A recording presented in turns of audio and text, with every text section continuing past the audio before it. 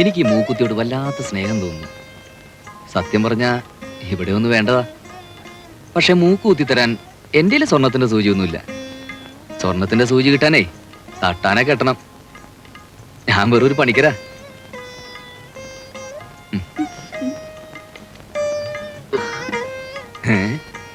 ഇതെന്താ ഈ വാളും പരിചയ കഴുത്തി തൂക്കിയിരിക്കുന്നത്? എന്റെ നെഞ്ചു പോയി. നിന്റെ കഴുത്ത് വേദനയാവുന്നില്ലേ? നിന്റെ വെയിറ്റ് കണ്ടില്ലേ? ഇതെത്ര പോനാ? 10. 10? അച്ഛൻ തന്നതാ. അച്ഛന് മോളോട് വലിയ സ്നേഹമാണല്ലോ. പിന്നെ കല്യാണം കഴിഞ്ഞെന്ന് വെച്ച് ആ സ്നേഹത്തിന് കുറവൊന്നും വരുത്തണ്ട. വേണ്ടതൊക്കെ അച്ഛനോട് ഇനിയും ചോദിച്ചു വാങ്ങിച്ചോളൂ. തൽക്കാലം ഇതൊക്കെ ഒന്ന് അഴിച്ചു വെക്കേ. എനിക്ക് ഈ സാധനം ദേഹത്ത് തൊടുന്ന ഇഷ്ടമല്ല. സ്വർണ്ണ ഇഷ്ടമല്ല? അത് ചീത്തയാ. എന്നാലും ഇത് ഞാൻ അഴിച്ചു വെക്കില്ല.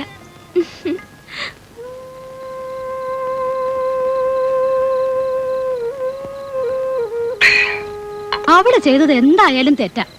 അതും ഭാസ്കരനോട്. ഒന്നാലോചിച്ചാ എനിക്കൊരു എത്തുംപിടിയും കിട്ടുന്നില്ല. 10 പവൻ ഒരുക്കി പണിത് കൊടുക്കാൻ ഭാസ്കരൻ അവളെ മാത്രമേ കിട്ടിയുള്ളൂ. വേറെ എത്ര പെണ്ണുങ്ങളുണ്ട് ഈ നാട്ടില്?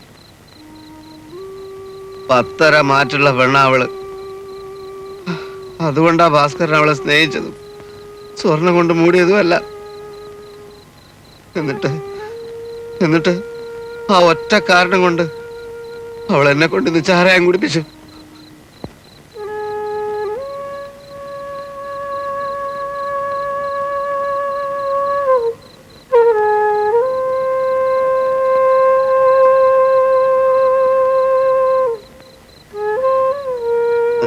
എഴുന്നേക്ക്.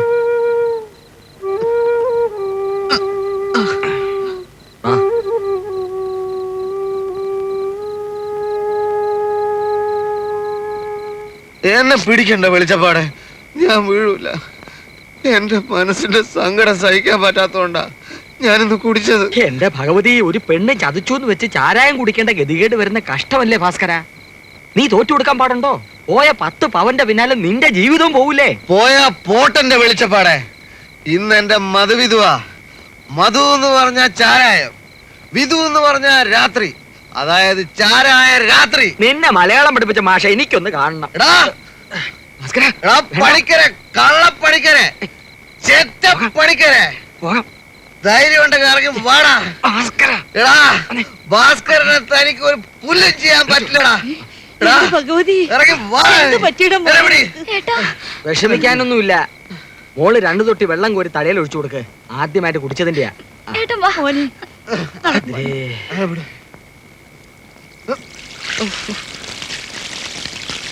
എന്തിനാ എന്നെ മഴയെ തിരുത്തിയിരിക്കുന്നത്?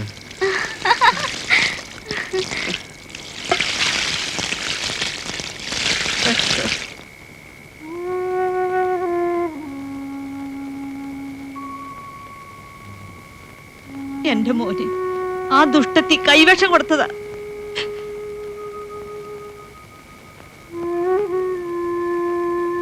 ഏട്ടൻ കിടന്നു.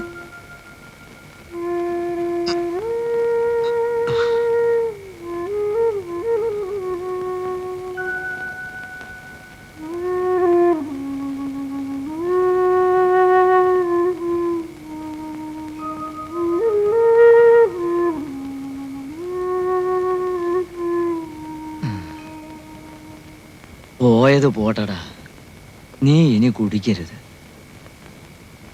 മോൻ എത്രയാ കുടിച്ചത്? 500 മില്ലി. വേണമെന്ന് വെച്ചിട്ടല്ല. അമ്മ അറിയാതെ ഒരു 200 എനിക്കും വാങ്ങിത്തരായിരുന്നു. അത് നീ ചെയ്തില്ല.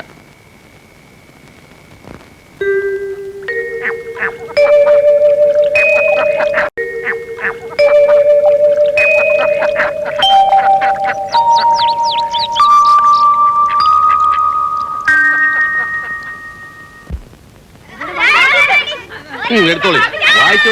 വായിക്കാത്തവർക്ക് കൊടുക്കണം. എത്രയും പ്രിയപ്പെട്ട മാധവൻ നായർ, നമ്മുടെ ഈ അതിമനോഹരമായ ഗ്രാമത്തിൽ ഒരു മഹാസംഭവം നടക്കാൻ പോകുന്നു. എന്താ? നമ്മുടെ തട്ടാൻ ഭാസ്കരൻ ഒരു ഉഗ്രൻ സ്വർണ്ണപ്പീടിക തുറക്കാൻ പോകുന്നു. വളകൾ, മാലകൾ, കമ്മലുകൾ എന്നിവ അതിമനോഹരമായി പണിയുന്നതിന് സമീപിക്കുക തട്ടാൻ ഭാസ്കരൻ സൺസ് സ്വർണ്ണക്കനി. ഏൻ സൺസോ? കല്യാണം കഴിക്കാത്ത ഭാസ്കരനെ എവിടുന്ന ഏൻ സൺസ്? അത് ഹാജിയാർ സ്റ്റൈലിന് വേണ്ടിട്ടതാ. അപ്പൊ ഈ സ്വർണ്ണ ഖനി എന്ന് പറഞ്ഞാൽ കുടിച്ചെടുക്കണ്ടോ? അതും ഹാജിയാരുടെ വകയാ. സുഹൃത്തുക്കളെ, ഈ ഗ്രാമത്തിലെ ജനങ്ങളുടെ ഒരു അഭിലാഷം ഇതാ പൂവണിയാൻ പോകുന്നു. ടീച്ചറെ, ഉദ്ഘാടനം തട്ടാൻ ഭാസ്കരൻ ആൻഡ് സൺസ് സ്വർണ്ണക്കനി. അമ്മമാരെ, സഹോദരിമാരെ, എല്ലാവരും സമ്മേളിക്കുക.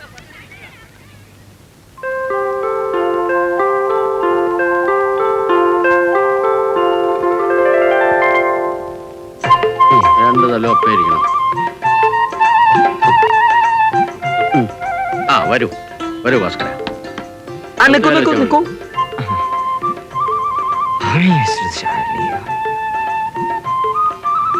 ദക്ഷിണ ദക്ഷിണ. ഒന്നുകൂടി മാറി നീ കേറിക്കോ, കേറിക്കോ. ഒന്നുകൂടി മാറിക്കോ. എന്താ ഉക്രയ്യ ആക്രാന്തം കാണിക്കണേ? നാളികേരം കാണാത്ത മാതിരി. കച്ചും കാലും കാണാത്ത അവിടുന്ന് മാറി. അയ്യോ, നല്ലൊരു കഷ്ടം.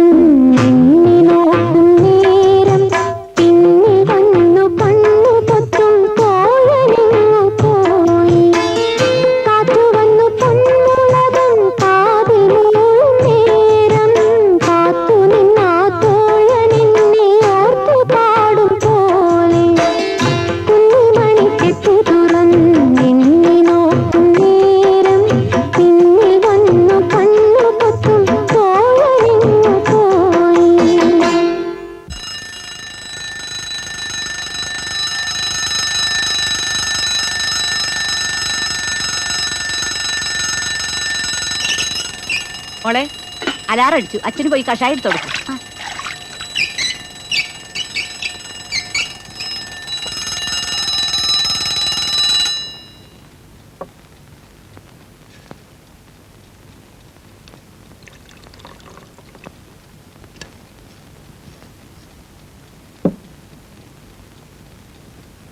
അച്ഛാ അച്ഛാ അച്ഛാ അച്ഛാ അമ്മേ, അച്ഛൻ വിളിച്ചിട്ട് മിണ്ടണില്ല. അയ്യോ മരിക്കുക ജീവിക്കുക എന്ത് പണി ആയിക്കോട്ടെ, ഇനി എന്നെ പറ്റിക്കാൻ പറ്റില്ല. ആകെ 2 ആടേ ഉള്ളൂ. നടക്ക് നടക്ക്. എന്റെ മുത്ത.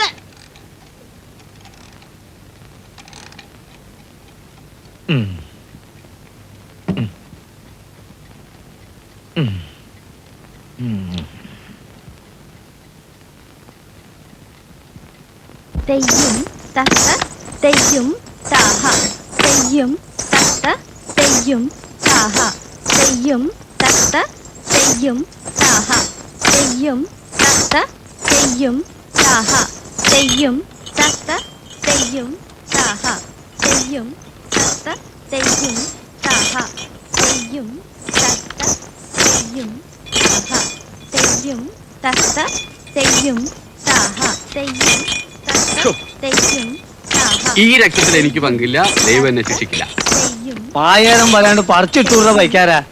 ഇന്നെന്നെങ്കിൽ എല്ലാത്തിനും പുകച്ചു പുറത്തിയായിരിക്കും ഞാൻ. ഒരു ഡാൻസ്. കുട്ടികളെ, ഞാൻ പറയുന്നൊന്ന് കേൾക്കുക. ഇത് അനീതിയാണ്, അധർമ്മമാണ്. തലയ്ക്ക് മുകളിൽ നൃത്തം ചെയ്തുകൊണ്ടിരിക്കുന്നത് പാവപ്പെട്ട ഒരു കുട്ടിയാണ്, അതും പെൺകുട്ടി. അവളുടെ മുമ്പിൽ നീണ്ടു നിവർന്നു കിടക്കുന്നത് വലിയൊരു ജീവിതമാണ്. നീണ്ടു കിടക്കല്ലേ? അങ്ങനെ നീണ്ടു നിവർന്ന ഒരു വഴി കൂടിയാണ് എന്റെ പശു എന്ന് ഓടിപ്പോയത്. എനിക്ക് ആരോട് സ്നേഹമില്ല. സത്യത്തിനും ധർമ്മത്തിനും ഈ ചായക്കടയിൽ യാതൊരു സ്ഥാനമില്ലെന്നുള്ളത് ഇന്ന് എനിക്ക് മനസ്സിലായി. ശരിയാണ്, ഇവിടെ കുത്തനും പരിപ്പാർക്കും തന്നെ സ്ഥാനമുള്ളൂ. കൃഷ്ണ ഗുരുവായൂരപ്പ, ഈ കൂട്ടത്തിൽ ഞാനില്ലെന്ന് മാത്രം നീ മനസ്സിലാക്കുക. മയത്തിൽ വീഴ്ച മതിയിടും.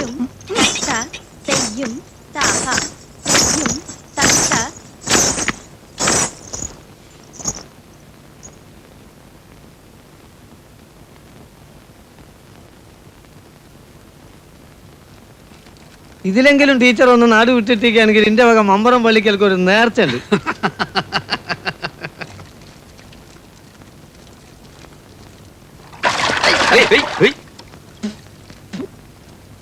ടീച്ചർക്ക് വേണ്ടി വാദിച്ച സത്യസന്ധനായ ഒരേ ഒരു നാട്ടുപ്രമാണിയാണ് ഞാൻ.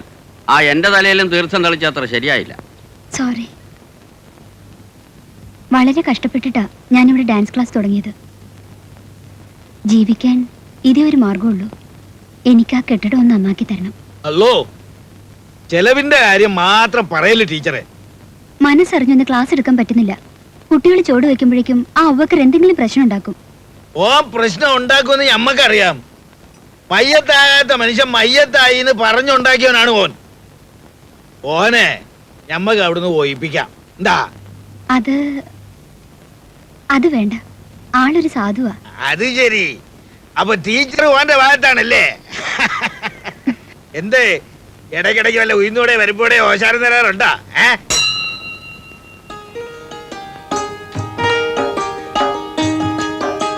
അത് നമ്മുടെ ബീവി കൽമേയ്ക്ക് നമ്മളെ അകത്തോട്ട് വിളിക്കാനുള്ള ഒരു കാളിങ് ബെല്ലാണ്. പുറത്ത് ആര് വന്നാലും ഓള് പുറത്തോട്ട് വരില്ല. അത്രയ്ക്ക് നാണമാണ്. ഏതാ ടീച്ചർ?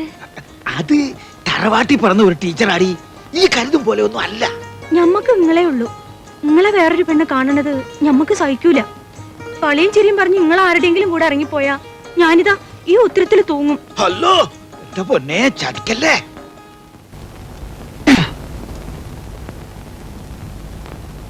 ഭാഗീരഥി, എന്തേ? ആ, ഇത്ര പെട്ടെന്ന് ഇങ്ങ് വന്നോ? പെട്ടെന്ന് ഒന്നും ഇഷ്ടപ്പെട്ടില്ലെങ്കിൽ ഞാൻ അങ്ങോട്ട് പോയേക്കാം. ഓ, ചാത്തുക്കുട്ടിയുടെ പ്രശ്നം വെക്കാൻ പോയപ്പോ ഞാൻ സ്നേഹലതയുടെ അവിടെ ഒന്ന് കയറി. ആ, എന്നിട്ട്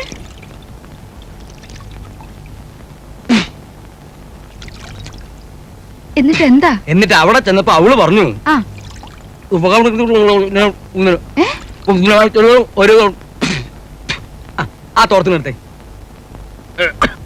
എന്നിട്ട് എന്താ സ്നേഹലത പറഞ്ഞത്? പിടിച്ചേ. ഏതായാലും ആ. അതിലെ പോകാൻ തോന്നിയത് നന്നായി. അപ്പോ എന്താ പറഞ്ഞത്? അപ്പോ അവള് പറയാണേ ആ അടുത്ത എന്താ പറഞ്ഞത്? അത് തന്നെയാ പറഞ്ഞത്. സ്നേഹലത പറഞ്ഞത് എന്താന്ന് എനിക്ക് ഇപ്പൊ അറിയണം. എടീ നമ്മുടെ പവിത്രം ഗൾഫീന്ന് വരുന്നു.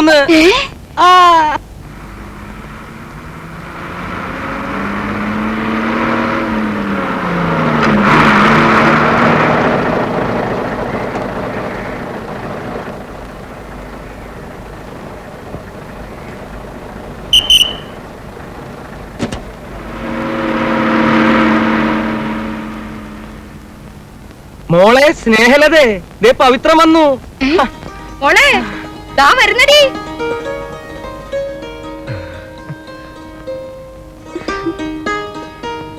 ഇന്നലെ വരുമെന്ന് അറിഞ്ഞപ്പോ തൊട്ട് ഞങ്ങൾ റെയിൽവേ സ്റ്റേഷനിൽ കാത്തു നിൽക്കുകയായിരുന്നു. എല്ലാ വണ്ടിയിലും നോക്കി. നീ എന്താ മോനെ അങ്ങ് കോലം കിട്ടു പോയല്ലോ. ഏതായാലും വന്നല്ലോ, മനസമാധാനായി. മനസ്സമാധാനായ സ്ഥിതിക്ക് ഇനി ഒരു കാര്യം കൂടി പറയാം. അപ്പൊ കുറെ കൂടി സന്തോഷാവും. ഞാൻ ഇനി തിരിച്ചു പോകുന്നില്ല.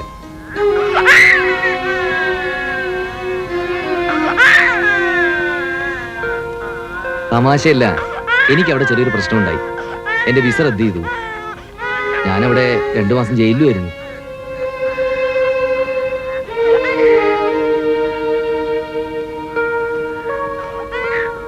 ഈ പെട്ടിയങ്ങ് അകത്തോണ്ട് വെക്കാം, ഇല്ലെങ്കിൽ ആരെങ്കിലും കണ്ടാ വല്ലതൊക്കെ ചോദിച്ചോണ്ട് വരും. അതിനകത്തൊന്നുമില്ല. എന്റെ കുറെ മുഷിഞ്ഞ ഡ്രസ്സ് മാത്രമേ ഉള്ളൂ. നീ കുറച്ച് വെള്ളം ചൂടാക്കി കുടിച്ചിട്ട് കുറച്ച് ദിവസമായി.